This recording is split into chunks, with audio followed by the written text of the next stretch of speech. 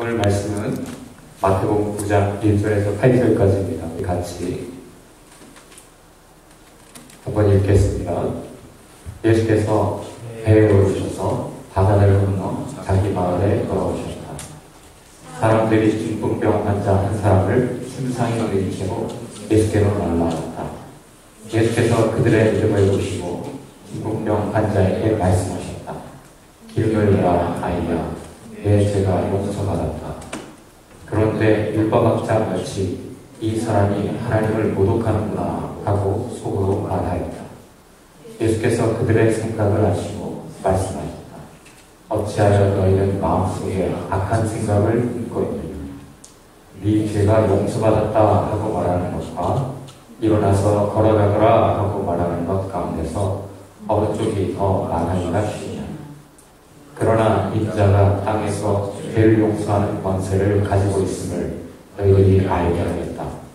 그리고 예수께서 중풍병 환자에게 일어나서 내 침상을 거두어 가지고 집으로 가거라 하시니 그가 일어나서 자기 집으로 돌아갔다. 우리가 이 일을 보고서 두려움에 사로잡히고 이런 권한을 사람들에게 주신 하나님께 영광을 돌렸다. 아멘. 오늘 말씀의 제목, 옆에 분에게 안심하세요. 우리에게 오늘 주시는 메시지, 다시 한번 옆에 분에게 안심하세요.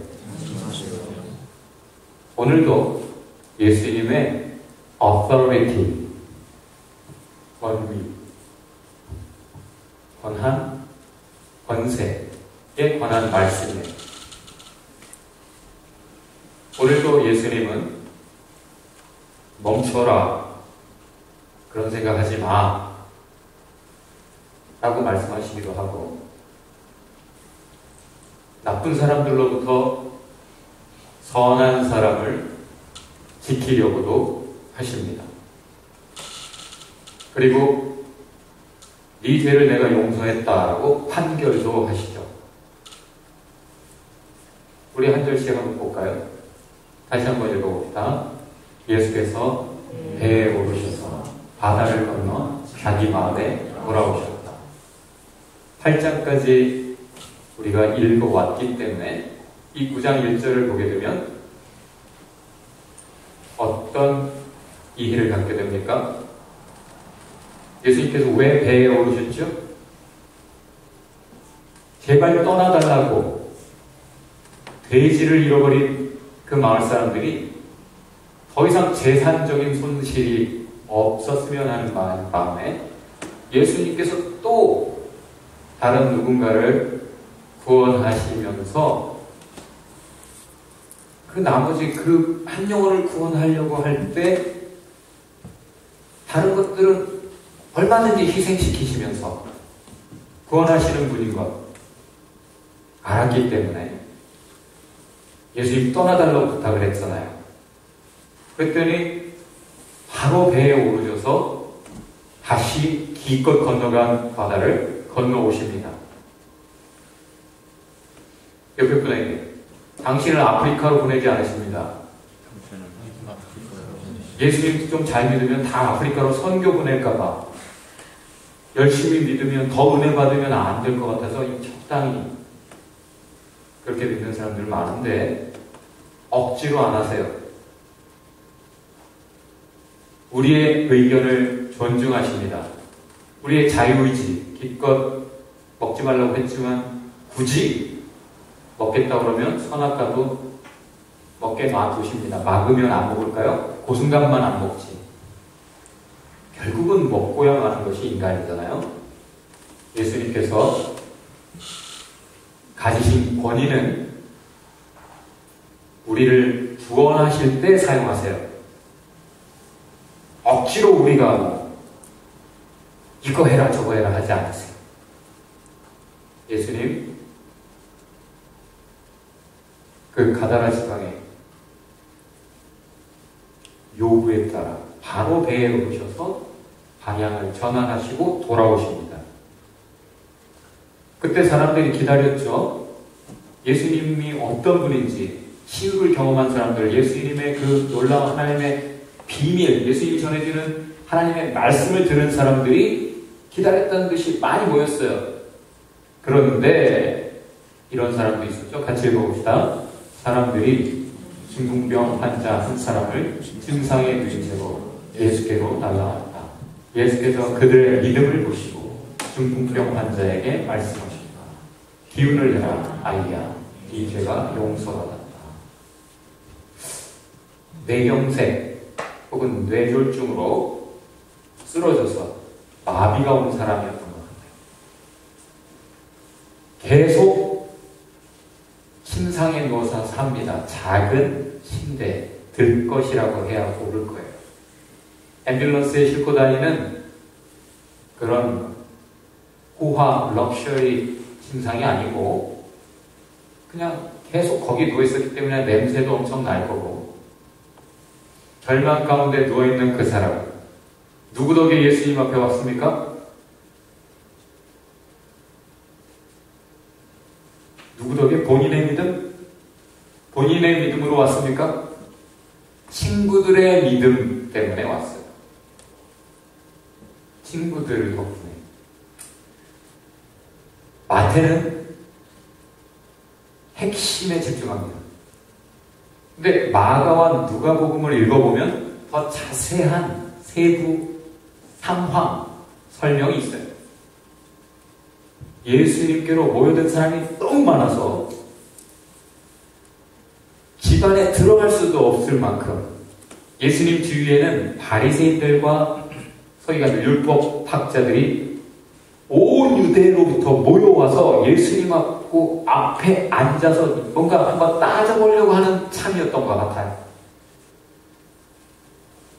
이 내 친구는 예수님께 가기만 하면 이 친구도 치유받을 수 있다라는 믿음이 있었죠.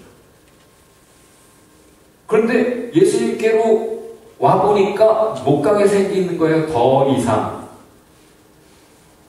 비집고 해치고 뚫고 갈 수도 없을 만큼 사람들이 너무 빼곡히 찼어요. 스탬피드. 가능한 만큼. 그때 이 사람들은 포기하지 않고, 왜? 믿음이 있기 때문에 예수님께 가기만 하면 된다. 예수님은 기꺼이 치유하실 것이다. 능히 치유하실 수 있다. 믿음이 있었기 때문에 포기하지 않고 어떻게 합니까? 지붕 위에 올라가서 지붕을 걷어내요. 그리고 구멍을 내서 이 들것을 달아 내립니다. 예수님 앞에. 그것을 예수님은 믿음이다 라고 말씀하셨어요. 그리고 그 믿음 때문에 이 환자와 이야기를 시작하십니다. Take heart, 안심해라. 세번역에서는 기운을 내라라고 했죠. 아이야라는 것은 사랑의 호칭이지 뭐 어린애라고 볼 수가 없을 거예요. 왜냐하면 애가 죄를 지었으면 얼마나 좋겠어요. 뭐 요즘 한국에 20대가 에이즈가 환자가 된다고 그러죠. 특별히 남자가. 다른 나라들은 에이즈가 줄는데 한국은 에이즈가 계속 증가하고 있고, 그 중에 자세히 들여다보니까 20대 남성이 주로 에이즈 환자가 많더라고요. 이유는 훨씬 더 개방적인 사고로 적극적인 분별 없는 성행위를 하고 있다라는 분석이 나왔어요. 너희의 죄가 용서받았다.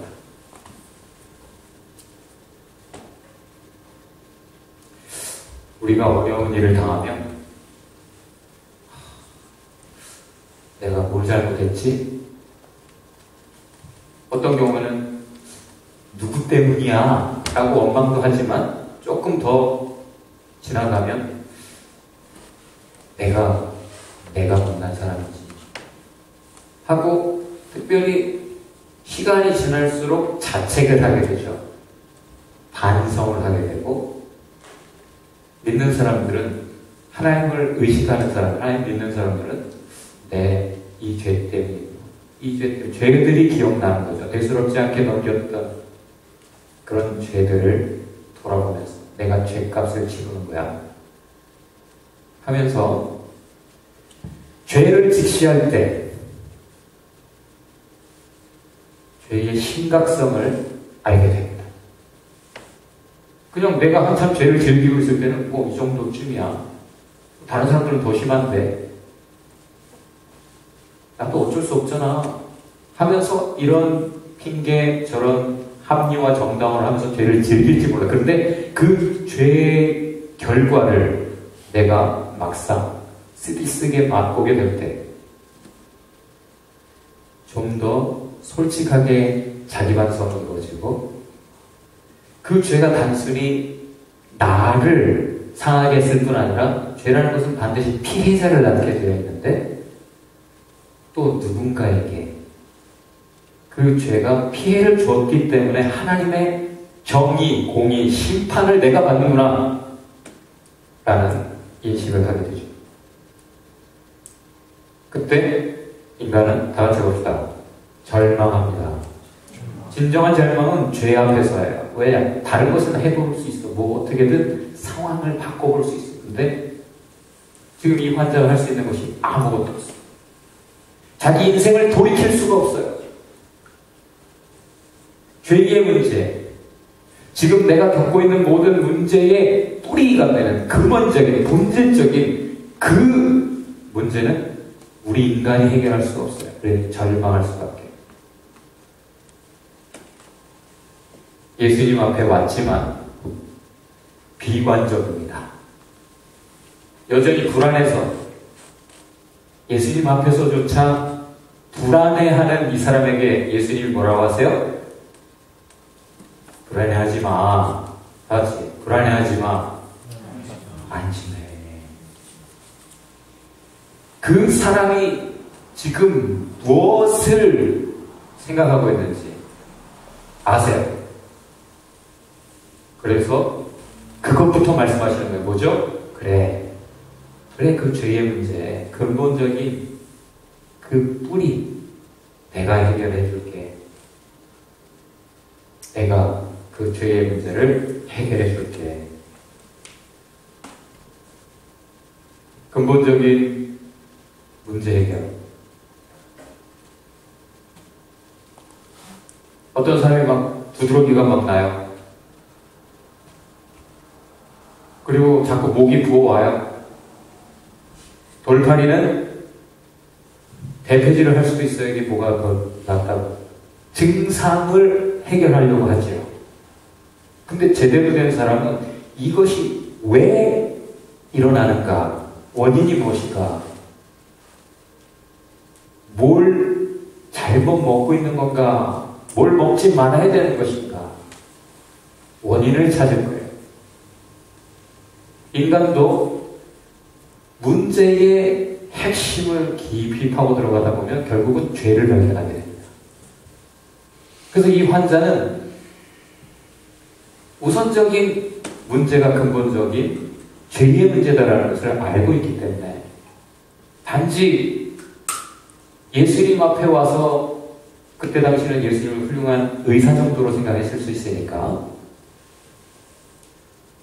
죄의 문제를 해결해 주지는 못할 거야 라는 생각이 있으니 불안할 수밖에. 근데 예수님 오늘 분명하게 말씀하세요. 내가 그것도 해결할 수 있어. 절망, 다양한 이유로 우리는 좌절을 맛보는데 어떤 문제든지 예수님께서는 해결하실 수 있다. 믿습니까? 그것이 성경이 말해주는 내용이에요. 근데 이때 율법 박사들이 하나님의 율법을 잘 안다고 하는 사람들이 이런 말을 하고 있어요. 뭐라고? blasphemy, 신성모독이야! 자, 신성모독이라는 말은 무슨 뜻이에요?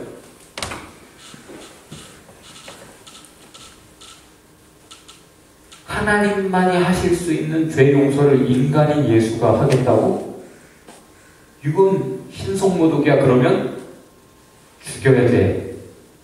바로 지금 예수님을 죽이겠다고 하는 거예요.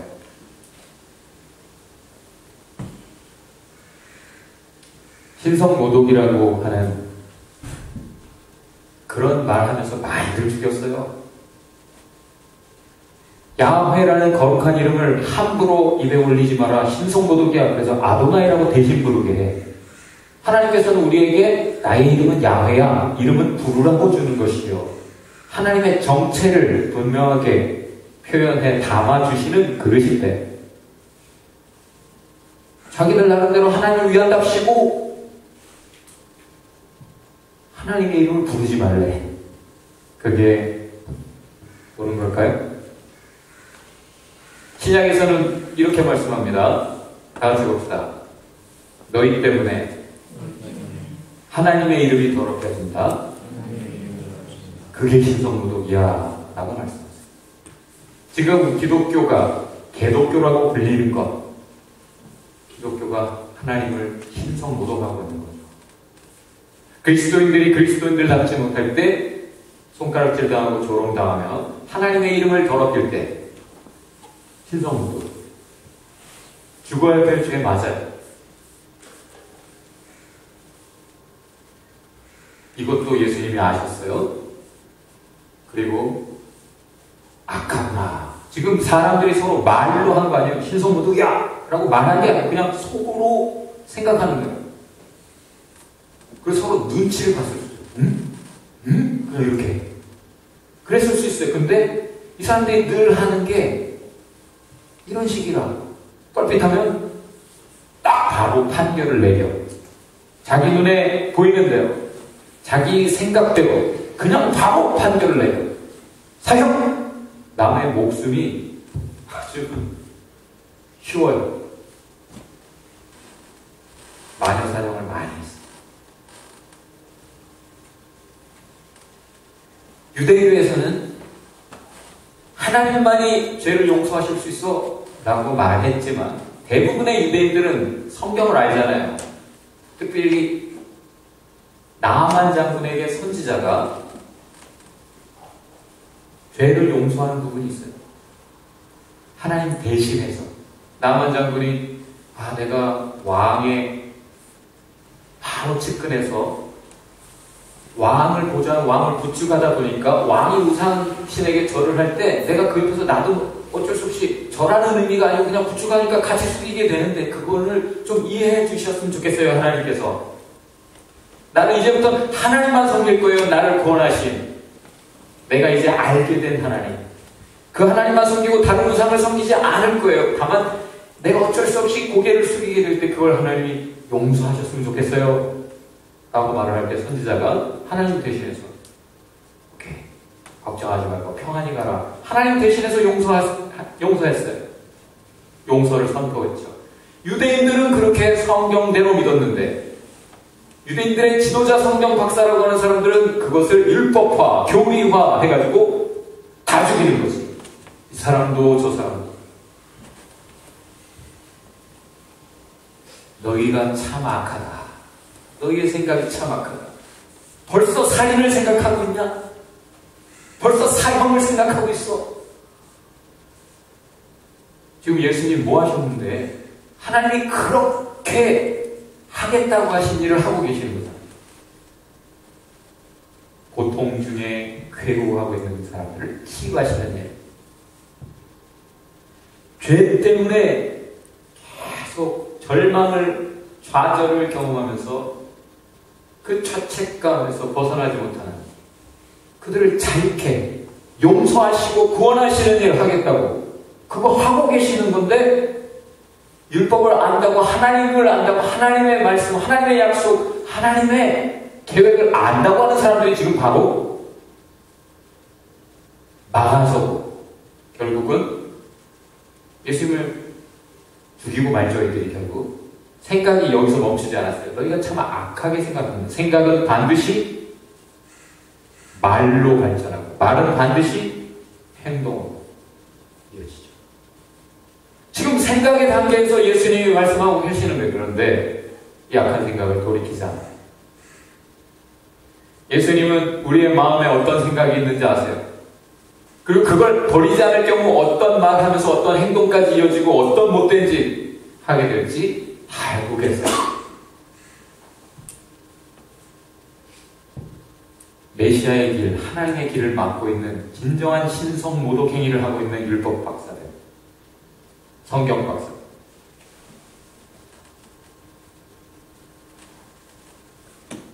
그리고 예수님이 말씀하세요. 뭐가 더 쉽냐? 그냥 조용히 치유하시면 아무도 뭐라고 안 해. 근데 예수님은 굳이 어려운 길을 가세요. 굳이 죄의 문제를 다루시겠다고 하는 거예요. 왜? 그것 때문에 오셨어요. 단지 증상 잠깐 좋아지는 거 그거 말고 본질적인 근원적인 문제를 해결하고 오셨어요. 죄, 무엇보다 심각한 문제, 죄를 다루러 오셨어요. 그렇게 치유라는 쉬운 길이 아니라 죄 용서라는 좁은 길, 십자가의 길, 지금 오늘 선택하고 계십니다. 그러면서 자신을 드러내세요. 나는 사실은 누구다? 하나님이야. 하나님만이 죄를 용서할 수 있지. 그래, 맞아. 내가 하나님이야.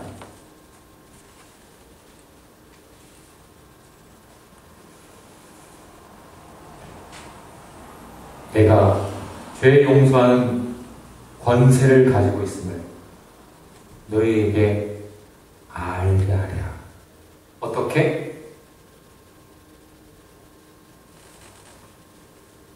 뇌경색으로 쓰러져서 마비돼서 언어도 잃고 손발이 지체가 따로 놀고 그랬던 사람이 즉시로 순간 치유받아서 일어날 수 있나요? 자기가 누워있었던 들것을 가지고 집에 갈 수 있나요? 옛날에 퇴계원에 훌륭한 침 넣는 분, 할아버지 한 분이 계셨어요. 근데 이분은 진짜 침을 너무 잘 놔서 6.25 전쟁 때도 너무 가난하고 앓는 고통하는 사람들이 많으니까 무조건 1,000원, 그때는 공짜였던가 그래.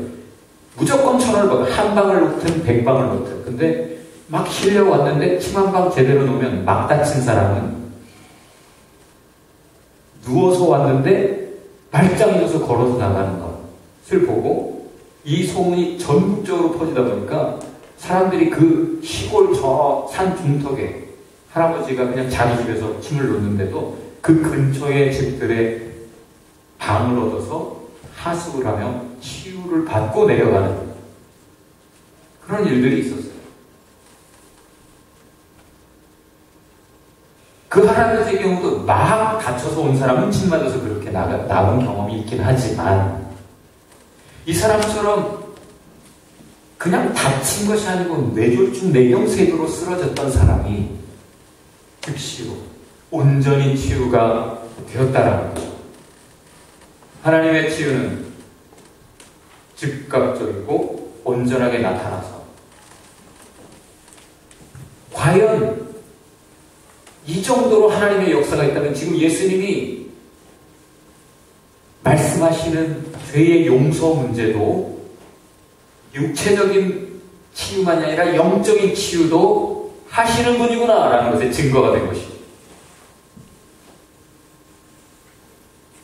여러분의 삶에서 어떤 문제가 있을 때 하나님 저를 용서하시고 이 문제를 해결해 주세요 하면 그 문제가 해결되었을 때 하나님 나를 용서하셨구나라는 것을 알 수 있죠. 지금 예수님은 그렇게 인자, 약속된 메시아로서 성경에 기록된 그 인자로서 하나님 그렇게 원하셨던 일을 하고 계십니다. 즉각적으로 온전하게 치유되어서 환자가 사람들을 놀래게 했습니다. 다 같이 해봅시다. 그러므로 내가 너희에게 말하노니 무엇이든지 기도하고 구하는 것은 받은 줄로 믿으라. 그리하면 너희에게 그대로 되리라. 하나님의 치유, 하나님의 응답은 정확하게 하나님의 타이밍에 때로는 즉각적으로 너를 놀랍게 이루어지죠? 수많은 목격자들이 있었어요. 조용히 한 구석에서 이루어진 일이 아니에요. 예수가 죄를 용서하는 권세가 있다는 것. 그거를 봤기에 두려워해요, 예수를. 그리고 경외감을 가지고 하나님을 찬송합니다. 그리고 예수님도 동시에 찬송하게 됩니다. 사람에게, 여기 복수예요. 사람들에게, 제자들에게 역시 그 죄 용서의 선포하는 권세를 주셨다. 그렇구나라는 것을 모두가 알게 되었습니다. 오늘 말씀 결론, 하나님은 치유하십니다. 믿습니까? 네. 우리의 모든 문제를 해결하실 수 있어요? 하고 싶어 하세요? 능히 기꺼이 그거를 하세요.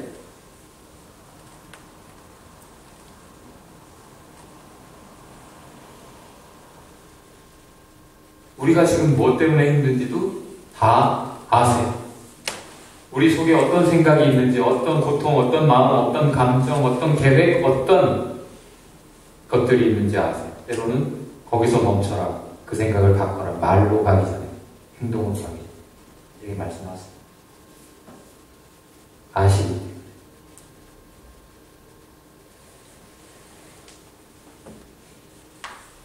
그리고 오늘 본문을 통해서 우리는 이렇게 결심하게 됩니다.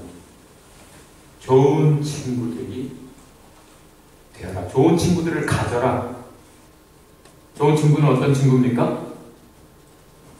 어제도 누군가 대화를 하는데 누구를 위해서 기도해 주세요. 자기도 문제가 있으면서 다른 누군가를 위해 기도해 달라고. 난 지금 그 사람 문제가 너무 안타까워서 어떻게 하냐. 마음고생이 심했구나. 내가 몰랐네. 진작에 내게 말하지. 기도하는 사람한테는 그런 걸 말해줘야 돼. 라고 얘기를 했어요. 고마워하면서 바로 자기가 더 심각한 문제 속에 있으면서도 다른 누군가를 얘기하면서 누구를 위해서 기도해 주세요. 자기 문제가 더 큰데 남의 문제 보면서 안타까워가지고 남의 일 같지 않아서요 라고 얘기를 하더라고요. 그게 친구죠. 옆에 분에 우리가 남이가 남의 일 같지 않아. 왜? 내 형제요 자매요. 내 식구 아니에요? 진짜 친구예요. 친구 덕에 살았어요. 본인은 지금 그 문제 속에 너무 고통하고 있어서 그냥 절망이고 좌절인데, 그래서 예수님께로 갈 힘도 없고 지금 너무 절망이 커서 그래도 아무리 예수라도 죄 용서는 안 못할 테니까 라고 생각해서 예수 앞에 와서조차도 불안한데, 친구들은 달라요. 남의 일같이 여기지 않고 본인이 안 믿는데 뭐 어떻게 해? 하는 게 아니라 예수님에게 가기만 하면, 예수님 만나기만 하면 괜찮을 거야 라는 믿음으로 데리고 가는 거죠. 여러분이 지금 여기까지 믿음으로 내 안에 온 것이 여러분의 믿음만으로 온 건 아니죠. 부모의 믿음, 부모의 사랑, 부모의 기도, 또 누군가의, 또 친구, 또 많은 사람들이 있었을 거예요. 세상에는 고통하는 당사자의 처지를 고려하지 않고 법을 논하면서 오히려 환자의 문제 해결을 막는 악한 일들이 있어요. 그러나 모든 희생과 헌신으로 구원의 손길을 내미는 주인도 계시고 믿음의 친구들도 있어요. 남의 일 같지 않다라고 말하며 함께 안타까워하고 자기 일처럼 위해 기도하며 돕는 예수님의 마음을 품은 사랑의 제자들이 있어요. 그래서 주님은 고통 속에서 죄를 발견하며 자책하는 제자들에게, 회개하는 제자들에게 이렇게 말씀하세요. 뭐라고?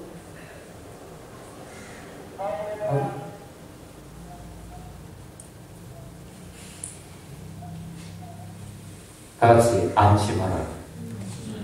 안심하라. 내가 너를 구원하리니. 너를 고통스럽게 하는 문제가 무엇이든지 내가 그것으로부터 구원하리니. 안심하라.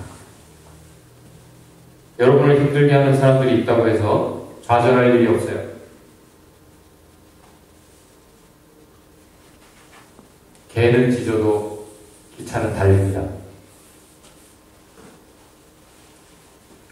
개가 짖는다고 기차가 멈춰서서 개하고 와와와 짖고 있으면 그건 처음부터 기차가 아니었던 게지. 싸울 일도 없어요. 친구들은 그냥 예수에게로 갑니다. 오직 함께, 더욱 함께 예수님께로 갑시다. 왜? 모든 사람이 다 문제가 있어요.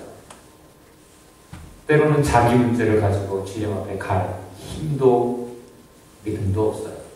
남의 문제는 잘 도와주는데 자기 문제는 또 자기가 못해요. 중도 제 머리를 못 가잖아요. 서로 도와줘요. 함께 가라고 주님이 말씀하셨어요. 기도합시다.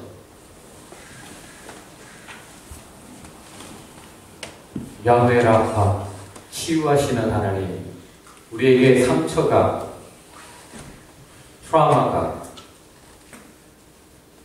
있고 문제들이 있고 죄가 있고 고통이 있고 슬픔, 좌절, 절망이 있습니다. 서로의 문제를 위해 우리가 주님께 함께 가게 하옵소서. 믿음의 친구들로 서로를 돕고 살리게 하옵소서. 우리의 모든 것을 아시는 주님, 그럼에도 불구하고 우리를 용서하시고 기꺼이 능히 치유하시는 주님, 우리를 더 온전케 하옵소서. 영적으로, 정신적으로, 심적으로, 육체적으로 하나님 우리를 더 온전케 하여 주옵소서. 생각나는 누군가 있으면 그 사람을 위해서 함께 또 기도합시다.